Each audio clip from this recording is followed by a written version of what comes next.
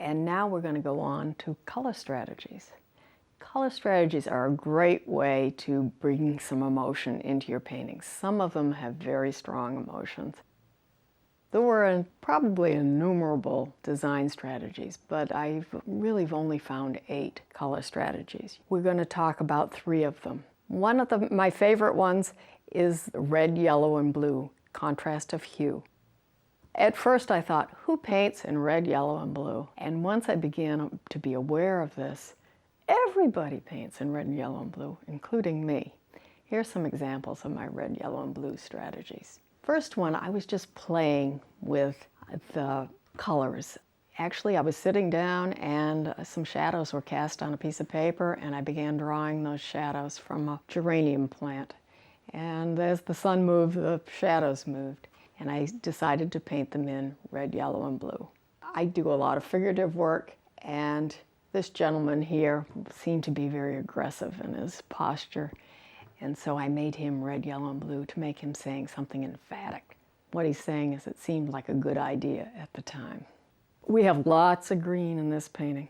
I don't see that we are going to be able to make this into a red, yellow, and blue painting, at least not easily. This is a lot of green to get out. So let's try something else. Another favorite color strategy of mine is bright versus gray, or contrast of intensity. This one is a moody color strategy. It can show envy or sadness or somebody trying to be bright and cheerful in a moody situation.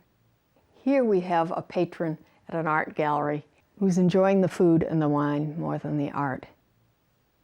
The third color strategy that we'll talk about is warm versus cool. We need a lot of warm things and a little bit of cool. We have a lot of warm things going on in this painting, some cool areas. This would be an easy color strategy to push this painting toward. Let's do that. Let's go for warm versus cool. Now that we've decided this is going to be a warm versus cool painting, we need to stress it. It's already sort of warm and cool up here, and we need to bring it through and make sure people know that we're working with the warm, cool strategy.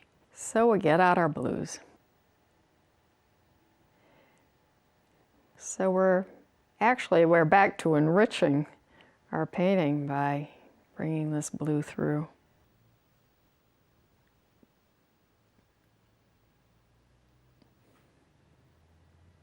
And now the blue is beginning to pass through behind our colors. This green is fairly dark. If it does not come out cool, we may have to go back to step 1 and cut a stencil and lift out a little bit here and there so we can really get a cool blue going behind here.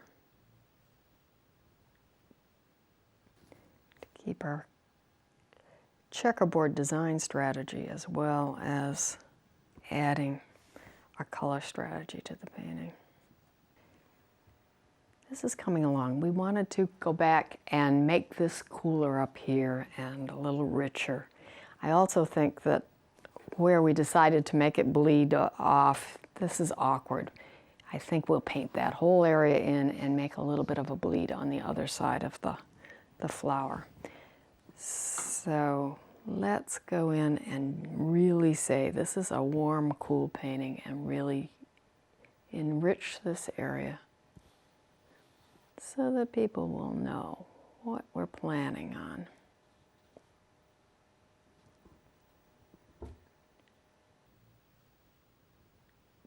You can never be too subtle about a color strategy. If you're too subtle, people aren't going to figure it out, or they're not instinctively going to understand what you're aiming for. Don't worry about being obvious. Okay, we're getting some real cool colors going on up there. It's getting exciting. That was a good choice. Remember, this is all going to dry 20% lighter. So you got to be bold about that too.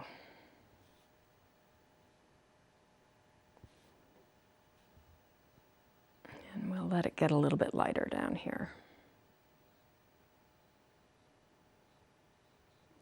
Now we need to bring that nice rich blue across the page A little bit more, and I'm going to get rid of this awkward bleed up here.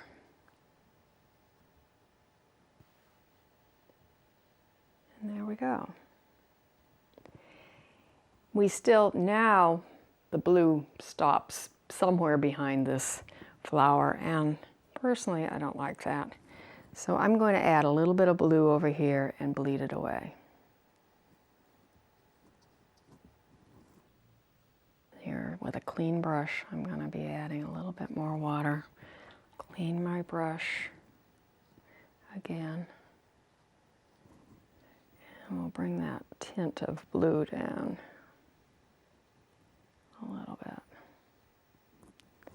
Am I happier with that bleed? We'll let it dry and maybe come back to it if I'm not happy. Okay, we have lots of warm flowers. We've got a really nice cool section going on up here. This perhaps could be cooler. I think I'll let this dry and then add a little bit more cool in a few spaces down here. Now my painting is dry. These areas are dry and they've faded back that 20%. So I'm going to go in and beef up just a few of these to make sure that the cool area trickles through the whole painting.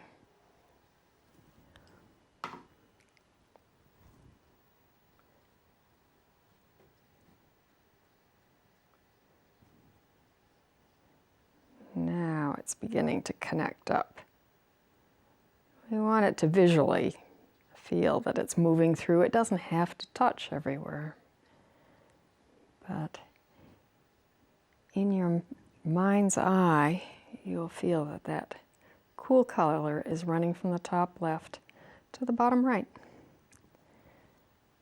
Okay, a little bit more here, and I think we're pretty well done with this step.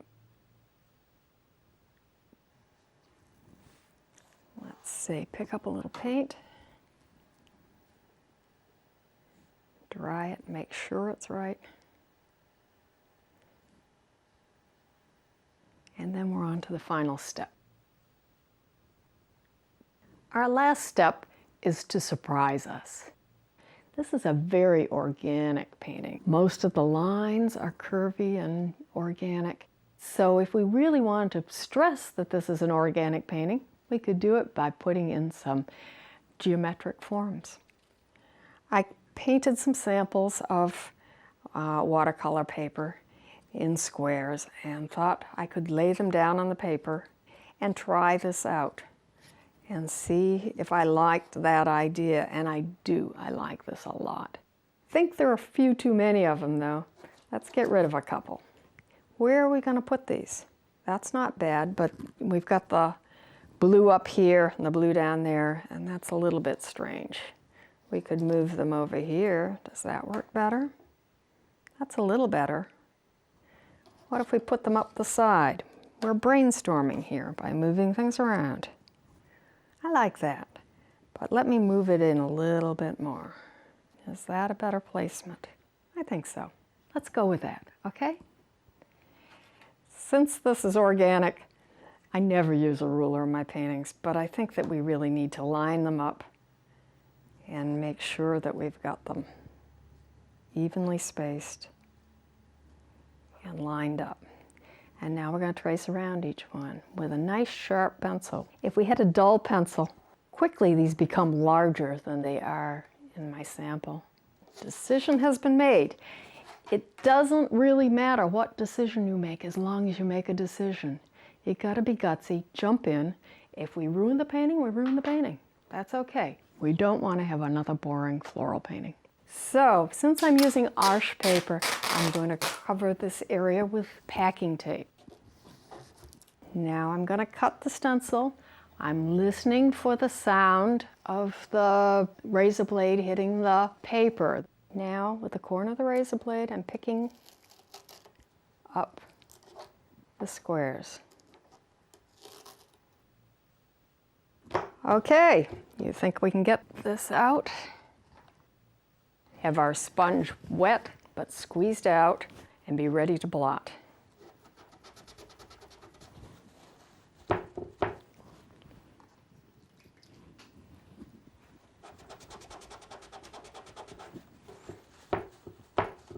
That was an easy one.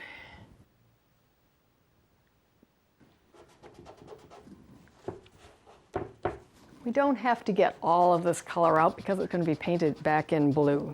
So we just need to get some of the pattern out.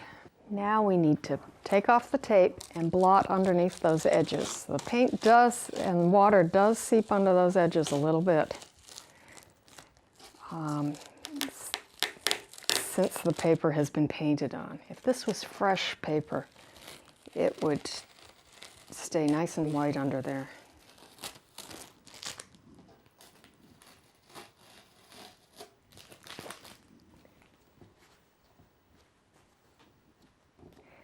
We blot and dry this, and we can paint it any color we want to, but it's going to be blue. Now we're ready to paint these in and really get some excitement going. Guess I'll use a smaller brush on this.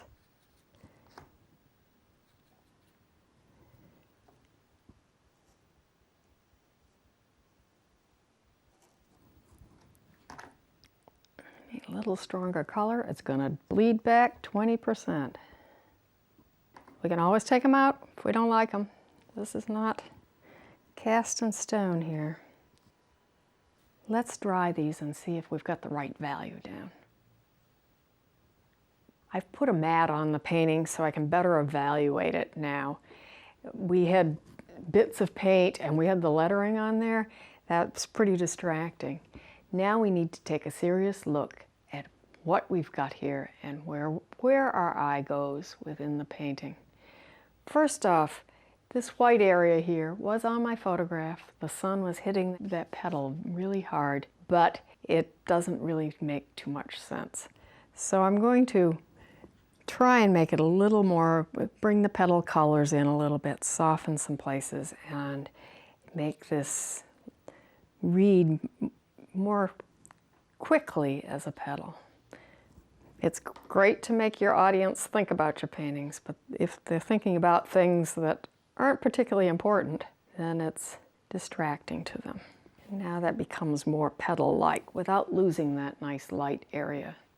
It's these types of corrections that you could keep doing forever. At some point you do have to say, enough is enough. Let's call this painting finished. Mastering disaster means taking some bold and perhaps drastic steps. You know that you can always lighten up, alter, or even undo any part of a painting that you don't like. Mastering disaster means breaking up boring spaces. It means that a painting's values are rich, satisfying, and competitive. It means unifying paintings through color and design strategies. Content gives your paintings something to say and a reason for being. Content need not be earth-shattering or agonizing. Humor, irony, and ideas about paintings are a great place to start. Surprise us. Finishing a painting is by far the hardest part of the job, but it does become easier with time and repetition. Painters who have taken my Master Disaster course tell me that I've changed their lives. I hope that by breaking this down into 5 small steps, it will change your life too.